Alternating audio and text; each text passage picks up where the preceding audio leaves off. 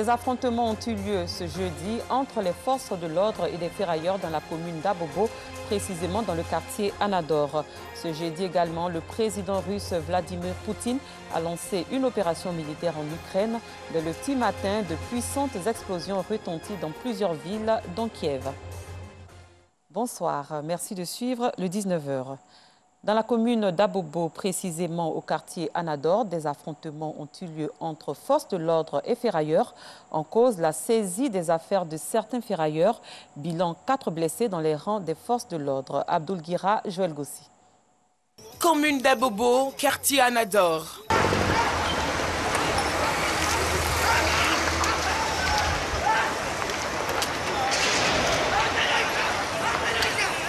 Ces affrontements entre ferrailleurs et police nationale ont débuté ce matin.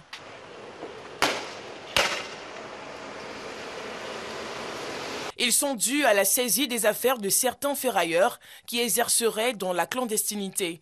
Et ce, malgré l'arrêté municipal du 3 janvier portant interdiction des activités des ferrailleurs et garagistes sur le périmètre du quartier Anador. Il y avait un policier grand état dans ces carigots-là. Ils sont rentrés dans le ferraille pour aller ramasser les pièces de la ferraille. Bon, ils sont sortis avec ça. Bon, par après, il est venu prendre un lacrymogène qu'ils vont lancer. Il a un ami qui dit non, il ne faut pas qu'il fasse. Il a forcé, il a commencé à lancer un lacrymogène. Voilà, tous ces trucs-là, ça s'est commencé là-bas. C'est la police qui a commencé. Ils ont fermé, comment dirais-je même, le magasin d'un jeune ferrailleur. Et il était dedans. Donc c'est ça qui a causé voilà, tout ça. La mairie d'Abobo annonce qu'elle ne rebroussera pas chemin si les manifestations persistent. La mesure qui a été prise, ça a été donc de saisir la marchandise de ceux qui exercent. C'est au cours de l'opération de saisie de la marchandise que les mis en cause donc, se sont opposés de façon violente. Nous n'allons pas reculer, nous allons utiliser les voies légales que nous avons pour les dégager. À Abobo, on fait état de 4 blessés du côté de la police municipale. La commune d'Abobo présente une bien triste mine à la suite de ces nouveaux affrontements entre policiers et ferrailleurs. On constate depuis plusieurs jours une augmentation des prix des denrées alimentaires et de première nécessité. Le prix du kilogramme de la viande de bœuf ne fait pas une exception. Pourquoi est-il en hausse? Bintou Pekele nous donne des réponses.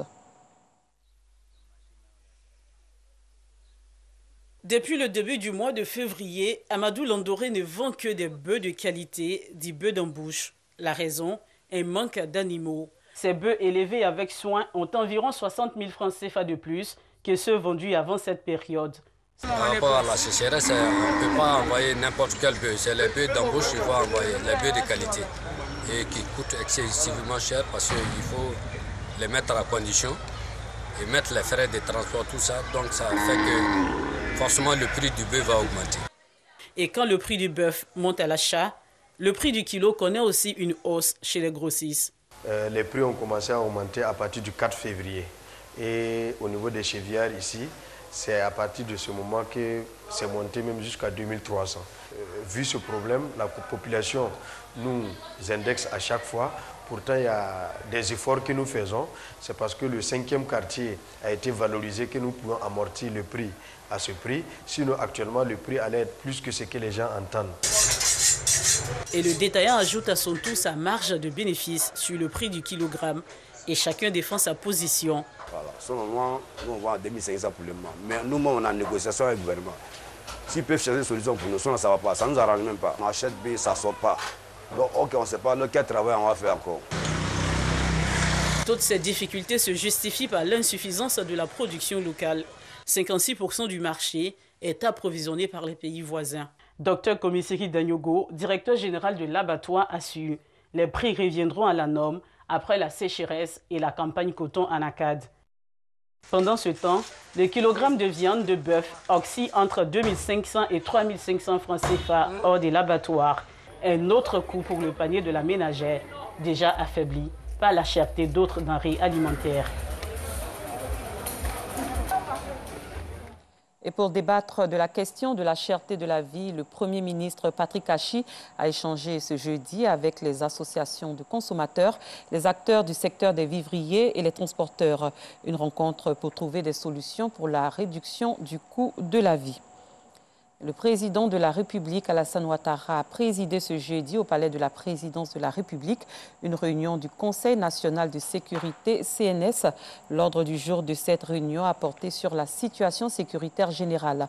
Le Conseil national de sécurité a noté une nette amélioration de tous les indicateurs de sécurité, contribuant ainsi à une baisse remarquable de l'indice de sécurité au niveau national.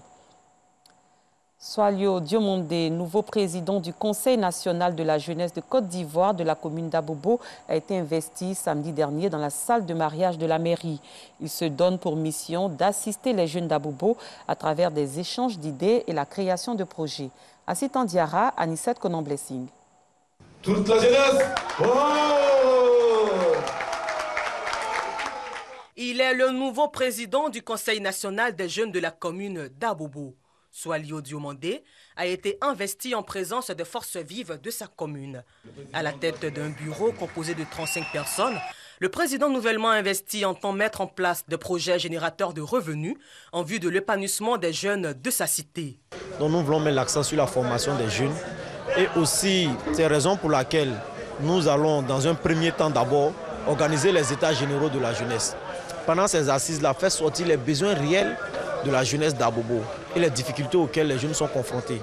Partant des constats qui vont ressortir au niveau des états généraux, nous pourrons facilement tirer quelque chose pour pouvoir mieux servir la jeunesse. Le fer de lance de toute économie, c'est la jeunesse. S'il n'y a pas de capital humain bien formé, bien structuré, ne saurait y avoir, n'est-ce pas, de développement. Nous avons demandé que la jeunesse soit suffisamment responsable. Les jeunes constituent un maillon essentiel dans le développement d'une commune. C'est pourquoi les élus et cadres s'engagent à accompagner cette équipe dirigeante et dynamique dans la réussite de sa mission. C'est un plaisir pour moi, justement, en tant qu'opérateur économique du secteur privé, de venir accompagner ces jeunes qui ont besoin d'être guidés, qui ont besoin d'être encadrés, qui ont besoin d'être formés et leur indiquer ce qu'il y a lieu de faire. Nous sommes venus demander aux jeunes de la commune d'Abobo de recenser au maximum tout ce qui peut paraître comme imperfection par endroit, tout ce qui peut paraître comme idée à rattraper, tout ce qui peut paraître comme action prioritaire à porter à leur attention, mais de se rapprocher surtout de la délégation qui, elle, servira d'interlocuteur auprès de toutes les parties prenantes. Créé en 2017, le CNJCI, Conseil national des jeunes de Côte d'Ivoire, est un organe consultatif qui a pour mission d'assister les jeunes à travers des échanges d'idées et la mise en place de projets. Il a pour mission également de créer un cadre permanent pour renforcer les capacités des jeunes dans divers secteurs d'activité. Un mot de religion, le colloque international sur le dialogue interreligieux autour de la problématique. Le message éternel des religions s'est ouvert hier, mercredi 23 février. Il a réuni des guides religieux musulmans et chrétiens du Maroc et des 34 pays africains membres de la Fondation Mohamed VI, avec à sa tête Sa Majesté le roi du Maroc. Cette rencontre internationale vise à promouvoir les valeurs de paix, de cohésion, de solidarité, de fraternité, de tolérance et d'amour. Pargassoro Kone de Madongui. Ces guides sont issus de toutes les obédiences religieuses nationales et internationales. Ils sont à Abidjan dans le cadre du colloque international sur le dialogue interreligieux autour de la problématique « Le message éternel des religions », une initiative de la Fondation Mohamed VI des oulémas africains, section Côte d'Ivoire, en collaboration avec le Conseil supérieur des imams des mosquées des affaires islamiques COSIMA. Elle vise à promouvoir les valeurs de solidarité, de fraternité, de tolérance et d'amour, mais surtout vise à véhiculer et à enraciner les messages de paix et de cohésion. À travers ce colloque, ça va être un départ pour faire passer un message fort, pour qu'on comprenne que la religion, c'est la paix, parce que c'est le message éternel de toutes les religions. Le dialogue, mesdames et messieurs, est la solidarité fraternelle entre tous les Africains, chrétiens comme musulmans. c'est d'abord un état d'esprit. C'est en fait vivre en se parlant, vivre en inventant une manière de s'entendre et de s'entraider les uns des autres. Ce colloque international a vu la participation de nombreux guides religieux chrétiens et musulmans venus du Maroc et des 34 pays membres de la Fondation, dont la Côte d'Ivoire. Nous espérons que les résultats qui vont sortir des 3 jours de discussion et de débat aideront aussi bien les guides religieux que les décideurs à préserver la paix et la cohésion. Comme nous le savons parfois, la religion a servi comme base à des conflits. Et je pense que c'est important que l'histoire nous ayant instruits, aujourd'hui, on essaie de faire tous les efforts nécessaires pour que la religion serve plutôt à la paix. Cette rencontre religieuse a bénéficié du soutien des membres du gouvernement et de celui du président de la République, Alassane Ouattara, représenté par le ministre secrétaire général de la présidence. Je voudrais faire noter que la construction et la consolidation du dialogue interreligieux, participant à l'entretien du lien social, est indispensable au renforcement de la cohésion sociale, du vivre ensemble et de la paix. Je voudrais, au nom de son Excellence M. Alassane Ouattara, président de la République de Côte d'Ivoire, déclarer ouverts les travaux du colloque international du dialogue interreligieux organisé par le COSIM et la Fondation Mohamed VI des oulémas africains. Selon les organisateurs, bien qu'il existe un message éternel des religions qui invite les humains à un idéal de paix, la société africaine, notamment ivoirienne, a plus que jamais besoin d'un rappel des principes de tolérance et d'amour. Le président du comité d'organisation de la CAN 2023 prévu en Côte d'Ivoire multiplie les échanges avec les différentes parties prenantes dans l'organisation de cette compétition.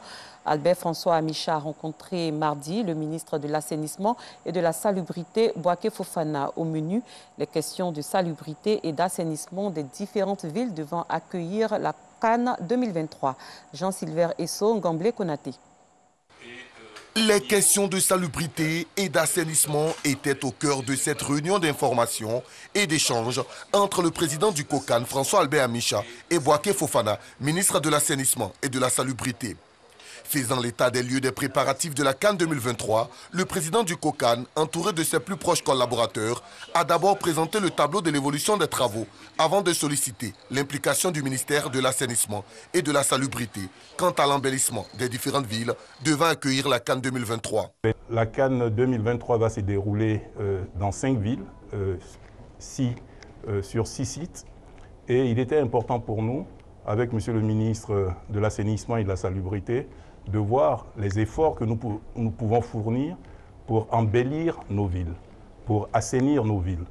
Des échanges d'une quarantaine de minutes au cours desquels le ministre de l'Assainissement et de la Salubrité a réitéré la volonté de son département ministériel à jouer pleinement sa partition conformément aux vœux du chef de l'État, Alassane Ouattara.